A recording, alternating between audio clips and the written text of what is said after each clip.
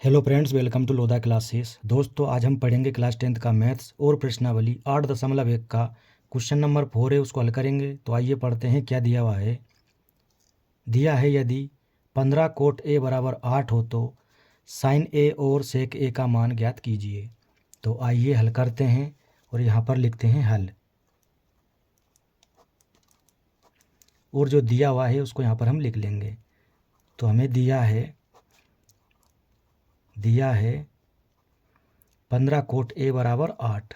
15 cot A बराबर 8 ये हमें दिया है। अब इसको हल करेंगे तो कोट ए का मान निकाल लेंगे हल करके। यहाँ से कोट ए बराबर हो जाएगा ये 8/15।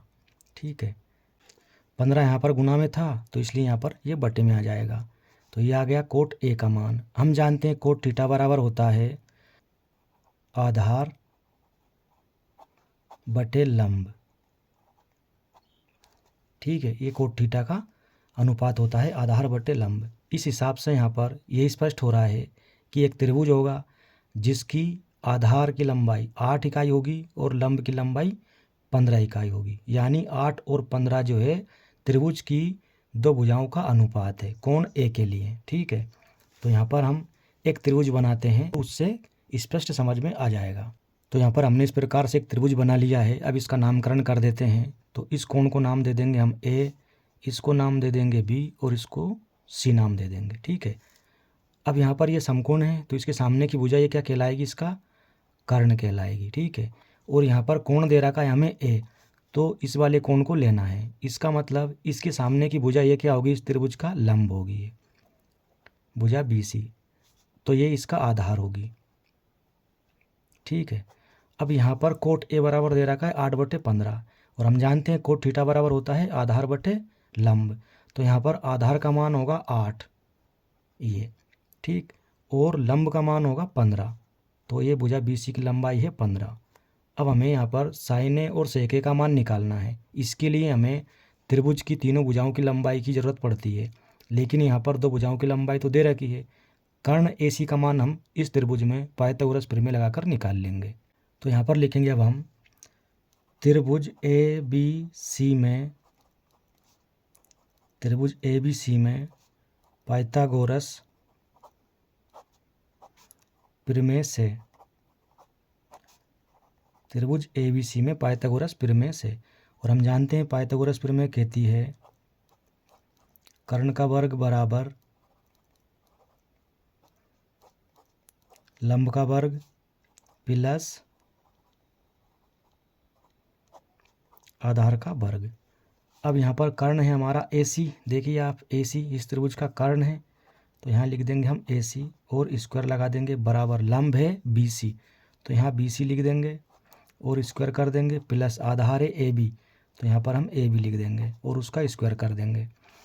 अब इनका मान रख देंगे यहाँ पर, तो ए सी स्क्वायर बराबर बी सी का मान कितना है 15, तो ये 15 और उसका स्क्वायर प्लस ए बी का मान है 8, तो यहाँ पर 8 का स्क्वायर कर देंगे। ठीक है, अब देखो ए सी स्क्वायर बराबर 15 का स्क्वायर होता है 225 प्लस 8 का स्क्वायर होता है 64, तो यहाँ से मिलेगा हमको ए सी स्क्वायर बराबर, इन दोनों को प्लस कर देंगे तो 5 4 9, 6 और 2 8 और ये 289 आ गया।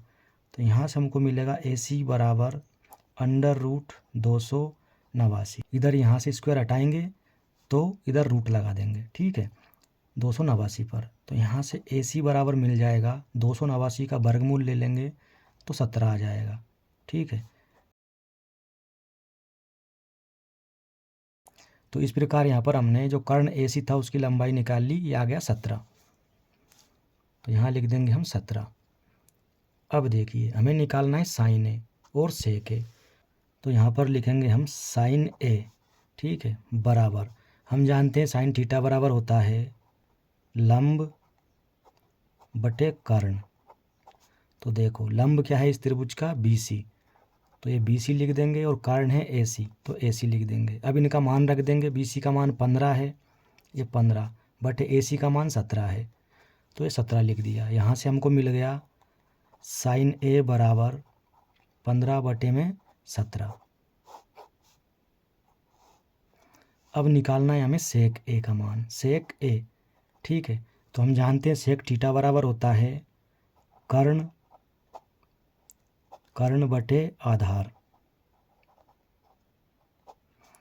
कर्ण है AC ये, और आधार है AB, तो यहाँ पर AB लिख देंगे बराबर। AC का मान कितना है 17 और AB का मान है 8, तो यहाँ पर 8 लिख देंगे। तो यहाँ से हमको मिल जाएगा सेक A बराबर 17/8। तो दोनों मान हमने यहाँ पर निकाल लिए, एक ये और एक ये। यही इस सवाल का आंसर है। और उम्मीद करते हैं दोस्तों वीडियो आपको अच्छा लगा होगा। अच्छा लगा हो तो लाइक करें, शेयर करें, और चैनल पर नए हैं तो सब्सक्राइब करें। धन्यवाद।